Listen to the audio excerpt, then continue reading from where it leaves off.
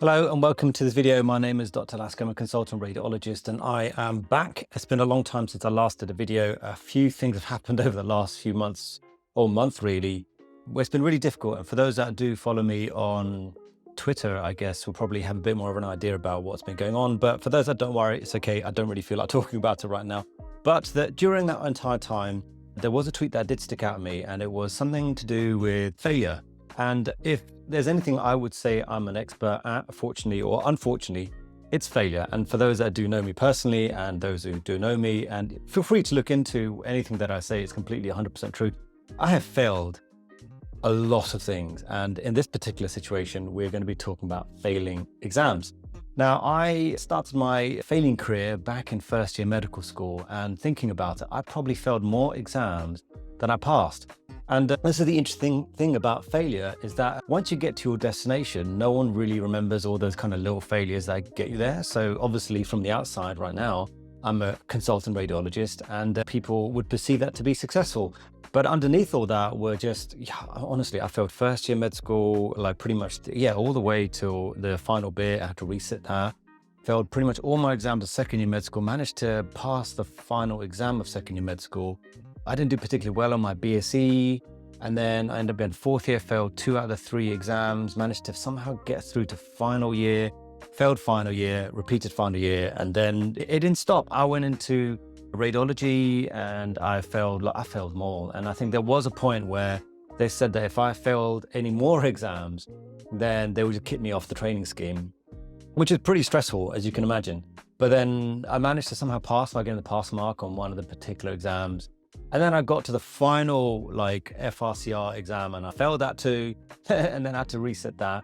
And there's a lot more to that story that I will go into another day, but it was absolutely horrendous. And the thing is, the truth is, failing stuff never got any easier. It was always a tough thing. And I'm doing this video in the hope that it helps someone out there, because I think as a society, we really do focus on winning and success. And even though someone maybe tell you that they failed lots of stuff over the years or whatever, you still focus on where they are now and the perceived success they may be. And the same with being young, people just assume that if you get to something when you're really young, then that's better than someone who gets to something when they're really old. And you'll see that across the board. For example, if you make £1 million when you're 40, it's different from making £1 million when you're 20. And that's perceived to be bigger and better. But my personal experience is actually, sometimes when you're 20 and stuff, you're not really ready for certain successes in life. And it's better just to have those successes come later on in life. So that's to do with perception as well as to how, as a society, we're focused on passing exams, passing first time and all that kind of thing. And actually, a friend of mine did tell me that in reality, every time you fail, you actually are getting slightly better. Obviously, if you just sit there and do nothing and then go sit the exam and then fail and then just do nothing again and sit the exam and fail, then you're probably not going to improve that much. Having said that, you may improve by learning from sitting the exam at least. But what you end up having is you revise and you fail and you try again. And eventually you cumulatively do get better at the thing that you're trying to do. And that's the thing about exams. You have to try and think about what it is that you're trying to do. And so with medical exams, I can definitely speak for medical exams. They're very weird because you will definitely meet people who are very good at their job. They're fantastic at their job. So being a radiologist, I worked with very good people at their job who are fantastic radiologists, but they just couldn't pass the exams. And maybe I'm one of those kind of guys, I don't know. But the point is, there's not many industries where you're tested like this. And you think about this, right? You think about an athlete, for example.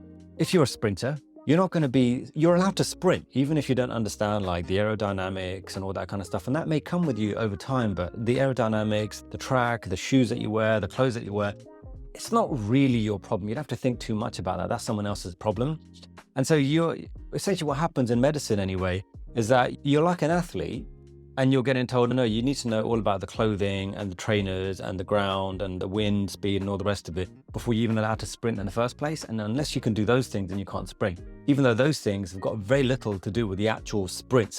And that's the same with radiology exams, in that they were just testing all this really random stuff and then not enabling you to do radiology unless you get through that. So for example, the part ones, which were very physics-based questions, and it wasn't real physics. It was multiple choice questions, and you just got to say, oh, that's false and that's true, and then that'd be your physics.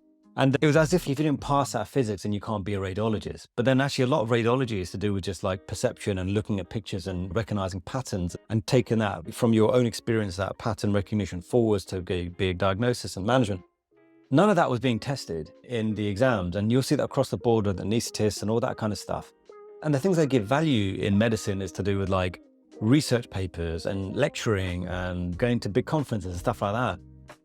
But the actual job is the job, and it's very different from being good at those things. And so you will end up having situations where people are very good at like the academia and the passing exams and doing all that stuff, but actually really bad at the job itself. But they seem to just sort of keep going because people give them so many accolades as to, oh, this person must be good because they pass exams and stuff like that. And I think you as an individual, like if you are unfortunate enough or fortunate enough in the situation I was where you fail your exams, you have to try and detach the two things. You have to realize that, okay, me as a person versus me being at work and me doing the exams are two different things completely. They're two different games, right? And to the point that like you can actually game the system. So you can game the exams so that you are able to pass. But that doesn't necessarily mean that you get any better at the work. The work is the work, which is very different. And so you have to dissociate your own sort of ideas by not passing exams that you are not good. And this is related to another video where I did previously, but I'll talk about it again. It's a difficult subject for me, but I'll talk about it. But the thing is, like, you start to give so much importance to passing exams that it starts to affect everything else in your life. And you start to think to yourself that you are less worthy of a person in pretty much every realm.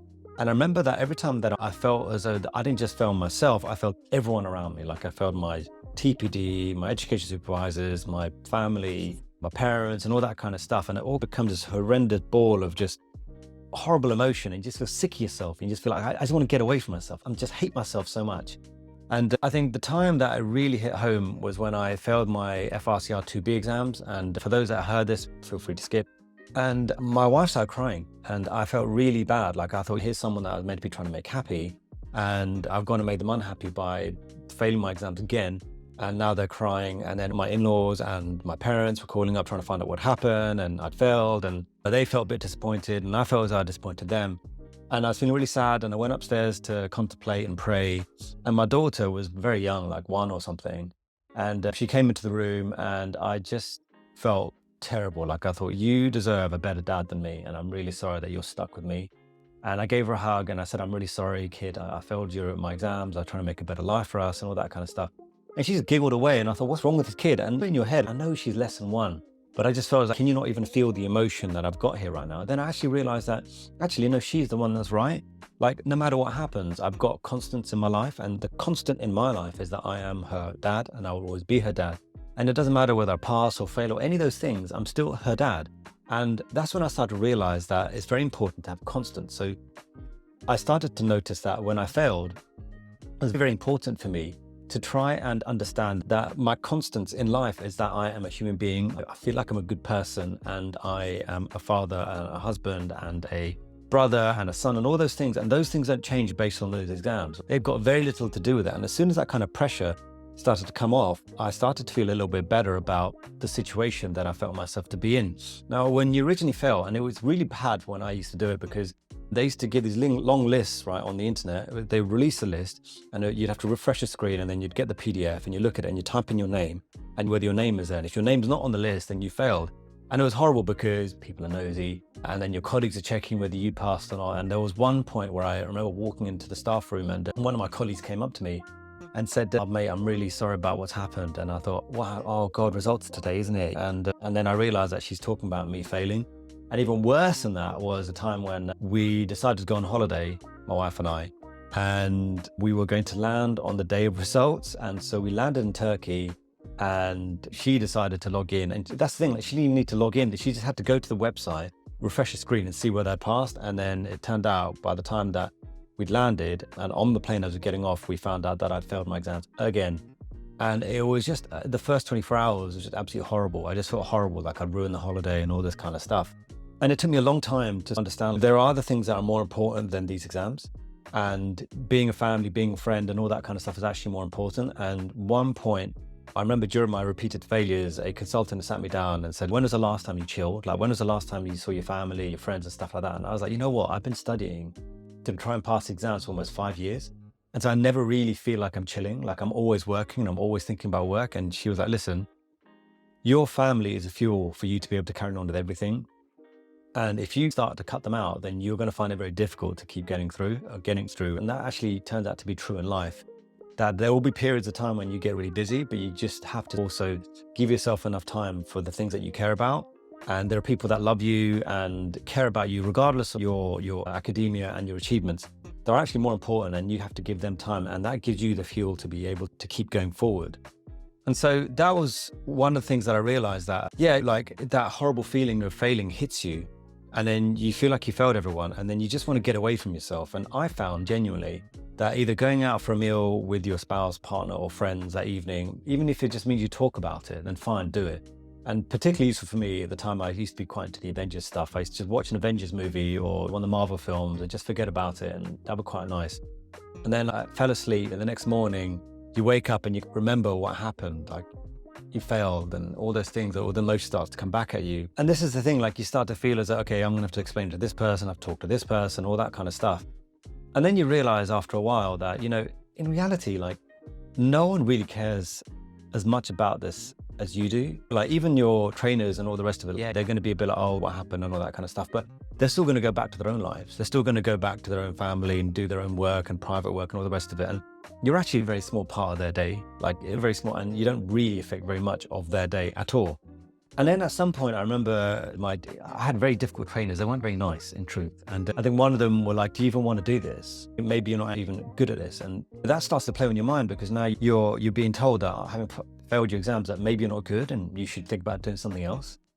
And that's when you start to like really doubt yourself. But this is the point. I start to realize, when you really take a step back and look at the people that are getting through, some of the people that are actually working, they're not that much smarter than you. They really aren't. And you could actually pick someone that has gone all the way through to finishing whatever the qualification is, and they're not as good as you. You just know that. You just know that. But they're able to get through and do it. So if they can do it, why can't you do it? And it's not as though you're sitting there saying, I'm going to be the fastest sprinter in the world, I'm going to be the next Justin Bieber or Eminem or something, where there's going to be some sort of talent difference that's going to make that thing where you are a singer in these lonely bars and stuff to becoming like the international success.